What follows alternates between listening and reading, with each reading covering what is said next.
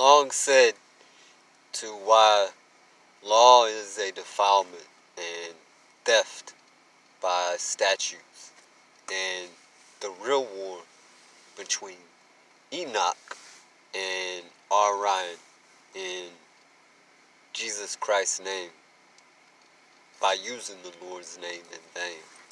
Granted that Perseus is the grandfather of Hercules through Alcmene, which is considered to be the ark of the inheritance between Enoch and Orion, the wars that were fought between the two in sacrifice in Jesus Christ and Levi's wars.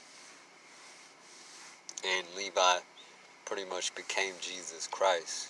It was considered to be the second coming or the first coming. Nobody could really say in actuality if Levi is Judah, meaning Levi is Jesus Christ, after being crossed on a cross with Jesus Christ as Matthew, and going into the matrix after dying, which is the matrix that's separated, and fighting their wars that I believe is what Jonah wrote down while in the belly of the whale, Blunderbore, and the belly of the whale, Griswold. In real world where we have imagined ourselves in the great imagination, it would be a man with his belly full of innocent little sucklings, men, women, and children, even in the law that which they eat in the sacrifice with Jesus Christ. The war, granted that there is a light and a dark, and this is where Sheba, the queen of Zion, who spreads herself out, which is the many animals sacrificed in the covenants made through Levi and Judah, and Orion being one of those subjects used to sacrifice those animals. It was a covenant made between Abram and Odin, I believe, or Beowulf.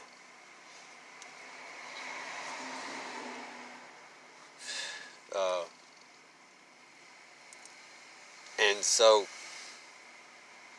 the real way to win this war of defiling the Spirit of God, which is the halo of God, or halo of man, if we are all Jesus Christ. And David Waglif was of Hades or Enoch. Enoch, Wormwood, and Hades. I'm trying to discern who is Wormwood actually, if it rides the back of a tortoise as a sea lamb, and it rides the back of or the cursed on the head of the bull, the livestock, and there's also a turtle that has a green nature to it that grows on the back. If there's a spirit involved or a mold that uses its back or whatever. But the only way to win that war is to overcome darkness and use the reins to lead it to the light and overcome the darkness by light.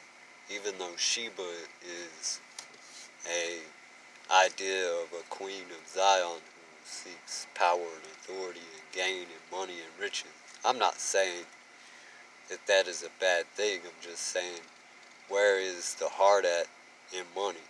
And what is the actual purpose of power if it itself is destructive? So these are all things that aren't actually written in the Bible clear as day, but there are times where you have to defend yourself, and it comes to war no matter what. But the only way is to lead the darkness to the light, which is the dead copy of Enoch, the Lamb of God, and the sea lamb of God, which is basically Enoch and Jesus Christ of David Waglif. So it's always going to be the war between the two in sacrifice and overcoming. Granted, we live in a place where mixed religions are an issue every day by those who constantly accuse or bring it to everybody's attention. You're racist. No, motherfucker. Get out of my ear about it, and I won't be racist. Leave me alone.